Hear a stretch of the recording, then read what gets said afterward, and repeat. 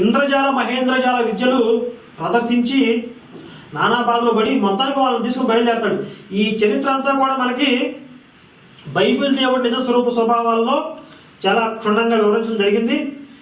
మోషే ఏ విధంగా ఇశ్రాయేల్ పెద్దలందరినీ, ఇశ్రాయేల్ సమాజాన్ని అంతటినీ తీసుకుని ఐగుప్తు నుంచి బయటికి బయలుదేరాడో ఆ ప్రాసెస్ లో అతను అనుసరించిన విధానం ఏమిటి, అతను ఎంత క్రూరమైన కృత్యాలకు పాల్పడ్డాడు అనే విషయాలు మనకి బైబిల్ దేవుడి నిజ స్వరూప స్వభావాల అనే పుస్తకంలో కనపడతాయి. కాబట్టి మీరు ఈ విషయాల గురించి పూర్తి సమాచారం కావాలంటే ఆ పుస్తకాన్ని చదవండి.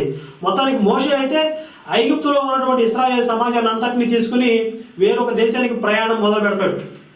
ఇదే ఆ విషయాన్ని ఇక్కడ చెప్పడం జరిగింది. ఈ విషయం మీద పూర్తి సమాచారం కావాలంటే ఆ పుస్తకం చదవండి అని చెప్పడం జరిగింది. అయితే మోషే ఇశ్రాయేలుకి చెప్పినట్లుగా వారిని వేరొక మంచి దేశానికి తీసుకువెళ్ళకపోగా